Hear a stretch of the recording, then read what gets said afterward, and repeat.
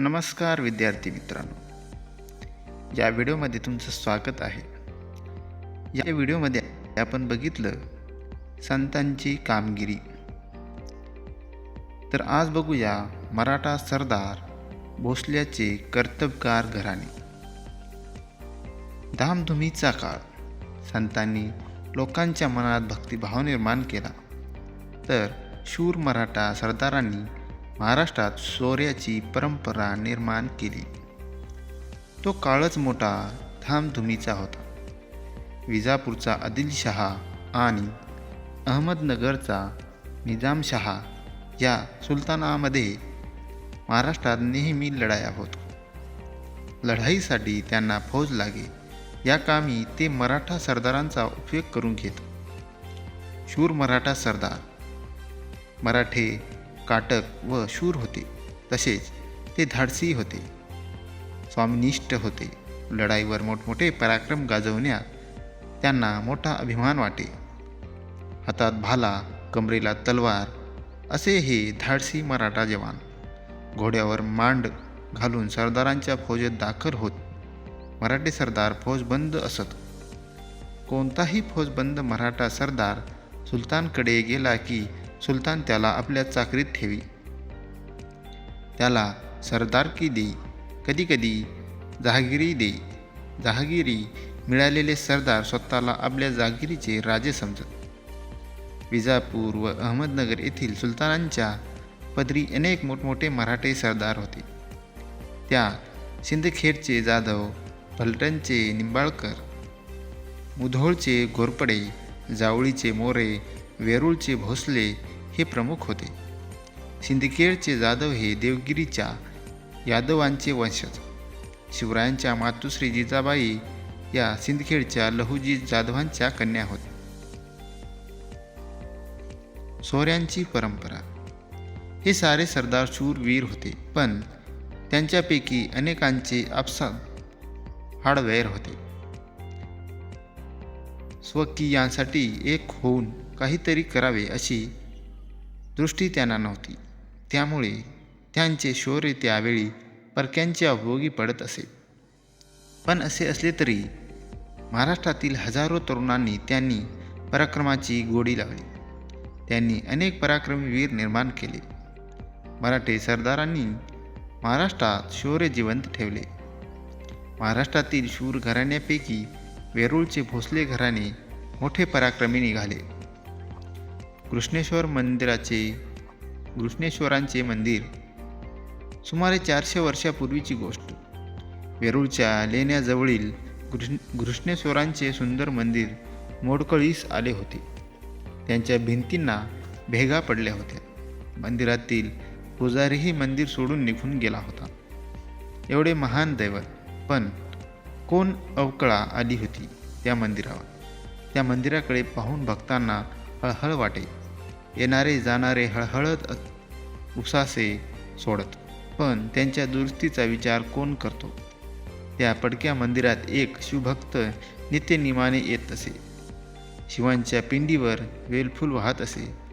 हात जोडून आपल्या मनाले श्री शिवाला सांगत असे. एक दिवस त्याने गडी माणसे आणली. मंदिरांच्या पडक्या भिंती नीट केल्या.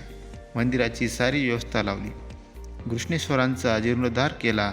मंदिरांच्या आत बाहेर दिवे लावले. घृष्णेश्वरांचे गेलेले वैभव परतले. हे कोणी केले? कोण होते हे शिवभक्त? ते होते मालोजी राजे भोसले, वेरूळचे भोसले. वेरूळ गावचे पाटील मालोजी राजे भोसले हे थोर शिवभक्त होते. विठोजी राजे त्यांचे धाकटे भाऊ. वेरूळच्या बाबाजी राजे भोसल्यांची ही मुले. वेरूळ गावची पाटीलकी बाबाजी राजे भोसल्याकडे होती. मालोजी राजे व विठोजी राजे मोठे कर्तबगार, तसेच ते शूर होते. त्यांच्या पदरी पुष्कळ हत्यारबंदी मराठे होते. तो काळ फार धामधुमीचा. निजामशाहीवर उत्तरेच्या मुघल बादशहाने स्वारी केली होती. त्यावेळी दौलताबाद ही निजामशहाची राजधानी होती. तेथे मलिक अंबर नावाचा त्यांचा वजीर होता. तो मोठा कर्तबगार व हुशार होता. त्याने दौलताबाद जवळील वेरूळच्या भोसले बंधूंची कर्तबगारी पाहिली. त्याने निजामशहाजवळ त्यांच्या कर्तबगारीची वखाणणी केली.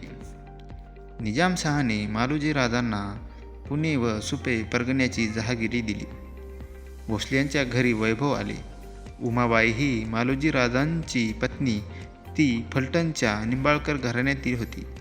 या उभयतांना 2 मुलगे होते. एकाचे नाव शहाजी आणि दुसऱ्याचे नाव शरीफजी. शहाजी 5 वर्षाचा असताना मालोजी राजांचे इंदापूरच्या लढाईत मारले गेले. विठोजी राजांनी आपल्या पुतण्याचा आणि जहागीरचा सांभाळ केला. पुढे त्यांनी शहाजीसाठी लखुजीराव जाधवांच्या मुलीला मागणी घातली. जाधवांची लेक जिजाबाई मोठी सुलक्षणी होती.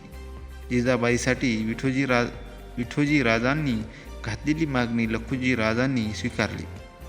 लखुजीराव म्हणजे निजामशहातील एक शूर व पराक्रमी सरदार होते. ते मोठे फौज फाटा बाळगून होते. निजामशहाच्या दरबारातील त्याची मोठी प्रतिष्ठा होती. त्यांनी राजे आणि जिजाबाई यांचा विवाह मोठ्या थाटात साजरा केला. जिजाबाई भोसले कुळाची लक्ष्मी झाली. शहाजीराजे. निजामशहाने मालोजी राजांची जहागिरी शहाजीराजांना दिली. शहाजीराजे पराक्रमी होते. निजामशाही दरबारात त्यांना मोठा मान होता. मुघल बादशहाने ती निजामशाही जिंकायला बेत केला. विजापूरचा आदिलशहाही त्याला मिळाला. तेव्हा निजामशाही वाचवण्यासाठी मलिक अंबर व शहाजीराजे निकराने लढले. दोन्ही फौजांचा त्यांनी पराभव केला. अहमदनगरजवळ भातवडी येथे ही प्रसिद्ध लढाई झाली. या लढाईत शरीफजी मारले गेले, पण शहाजीराजांनी मोठा पराक्रम गाजवला. त्यामुळे शूर सेनानी म्हणून त्यांचा सर्वत्र लौकिक झाला. दरबारात त्यांनी प्रतिष्ठा वाढवली, इतकी की खुद्द मलिक अंबरला त्यांच्याबद्दल असूया वाटू लागली. त्यातून उभयतांत वितुष्ट निर्माण होऊन शहाजीराजांनी निजामशाही सोडली आणि ते विजापूरच्या आदिलशहाला जाऊन मिळाले. आदिलशहाने त्याला सरलक्षर हा किताब देऊन त्यांना सन्मान केला. पुढे निजामशाहीत बऱ्याच घडामोडी झाल्या. वजीर मलिक अंबर मृत्यू पावला. त्याचा पुत्र फतेह खान हा मोठा कारस्थानी होता. तो आता निजामशाहीचा वजीर झाला. त्यांच्या काळात निजामशाहीला उतरती कळा लागली. मुघलांच्या स्वारीचा धोका निर्माण झाला. त्यातून निजामशाही सावरण्यासाठी निजामशहाच्या आईने शहाजीराजाकडे परत येण्यासाठी साकडे घातले. तेव्हा शहाजीराजे आदिलशाही सोडून निजामशाहीत परत आले.